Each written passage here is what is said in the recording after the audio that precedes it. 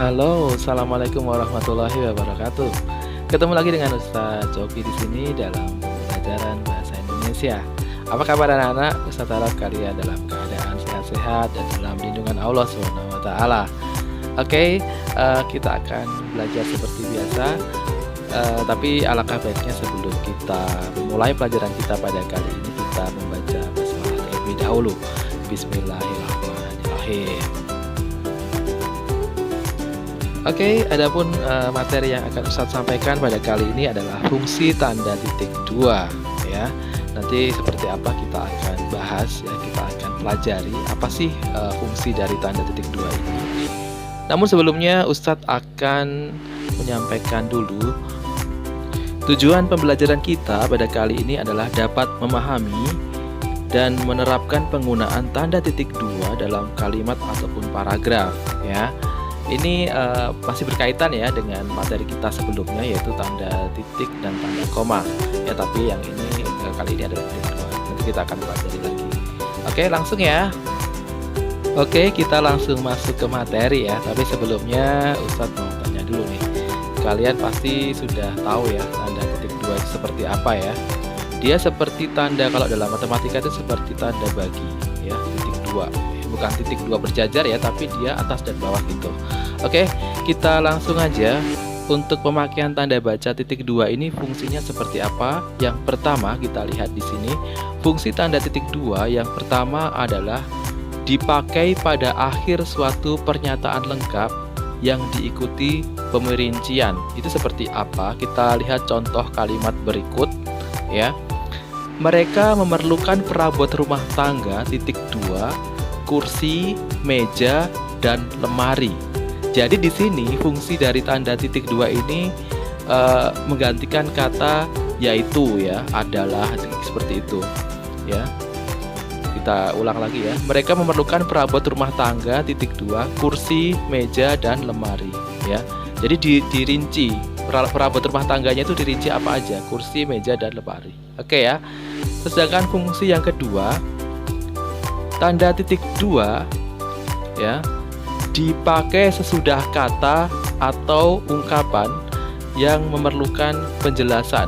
Contohnya di sini biasanya kalau ada undangan itu kan ada ketua titik dua, namanya misalnya Ahmad Wijaya, sekretaris Siti Aryani, misalnya seperti itu ya. Kalian bisa lihat contohnya seperti itu ya. Itu untuk menjelaskan siapa ketuanya, siapa sekretarisnya, seperti itu ya. Oke, untuk fungsi yang ketiga, tanda titik dua dipakai dalam naskah drama sesudah kata yang menunjukkan pelaku dalam percakapan. Kita lihat di sini, misalnya kalian lihat naskah drama itu ada ya. Misalnya ibu titik dua berkata ya, ibu berkata, bawa koper ini nak. Nah itu ya, dia berarti yang bicara di situ adalah ibu ya. Paham ya? Yang berikutnya, fungsi berikutnya adalah tanda titik dua dipakai di antara jilid atau nomor dan halaman atau surah dan ayat dalam kitab suci ya. Jadi misalnya surat Al-Baqarah ayat 2 sampai 5 ya, kayak gitu ya. Misalnya ya itu ya, kita bisa pakai dalam kitab suci itu seperti itu.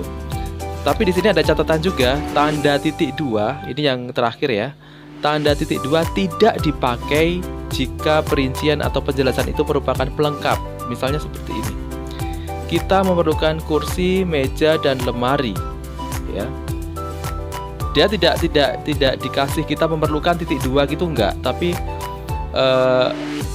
dia langsung aja kita memerlukan kursi, meja, dan lemari, langsung nulisnya. Kecuali kalau kita nulisnya kayak gini, kita memerlukan perabot rumah tangga titik dua, kursi, meja, dan lemari. Itu agak beda ya. Jadi dia harus menerangkan apa saja kursi, meja, dan lemari itu termasuk apa saja sih gitu kan ya, termasuk dalam perabot rumah tangga. Jadi dia menerangkan dari kalimat berikutnya seperti itu ya. Paham ya? Nanti kalau nggak paham kita bisa diskusi di lain waktu. Itu tadi ya. Jadi ada 3 sebetulnya, kita lihat ada 1, 2, ada 4 ya, ada 4 fungsi tanda baca titik 2 dan satu catatan tadi yang tidak dipakai itu tadi ya. Jadi itu ya fungsi-fungsi dari titik 2. Nanti pasti akan Ustadz kasih contoh-contoh lagi ya supaya kalian lebih paham dalam pemakaian tanda titik 2 ini, karena tanda titik 2 ini memang kita pakai terus ya, dan dalam soal-soal ujian pasti akan keluar ya. Jadi itu tadi ada 4 fungsi dari tanda baca titik 2 dan satu catatan bahwa tanda titik 2 tidak boleh dipakai dalam apa tadi? Tidak dipakai dalam perincian atau penjelasan yang merupakan pelengkap ya. Oke, paham ya? Kalau sudah berarti nanti kita akan langsung kasih latihan soal setelah ini. Seperti biasa pada akhir pembelajaran kita akan menyimpulkan atau menarik nilai duniawi dari pembelajaran yang telah kita lakukan tadi. Nilai duniawinya adalah fungsi tanda titik 2 itu tak kalah penting ya dengan tanda baca lain ya. Fungsinya berbeda dengan tanda baca lain seperti titik atau koma. Oleh karena itu kita harus memakainya sesuai dengan fungsinya ya. Tidak boleh tukar-tukar karena ini memang sangat dibutuhkan sekali. Jadi dalam kehidupan sehari-hari atau nanti kelak sampai kalian dewasa itu tanda titik 2 pasti akan tetap dipakai. Untuk nilai ukhrawinya sendiri ini masih sesuai dengan surah An-Nisa ayat 59 seperti yang sudah kita pelajari sebelumnya ya. Jadi kita wajib untuk mentaati aturan yang sudah disepakati, karena kita sebagai umat muslim wajib untuk mentaati Allah dan Rasulnya dan juga aturan-aturan yang sudah dibuat. Nah, demikian tadi pembelajaran kita tentang fungsi tanda titik 2 ya. Nanti kita akan diskusi lagi di lain kesempatan ya. Kita tutup aja pembelajaran kita pada kali ini dengan sama-sama membaca hamdalah alhamdulillahirabbil alamin. Ustaz ucapkan terima kasih atas kalian yang sudah meluangkan waktu untuk belajar. Tetap semangat walaupun kondisi kita masih seperti ini ya. Oke, Ustaz akhiri. Terima kasih sudah meluangkan waktu dan kita bertemu di pembelajaran berikutnya. See you in the next video and Assalamualaikum warahmatullahi wabarakatuh. Tetap semangat dan bye-bye.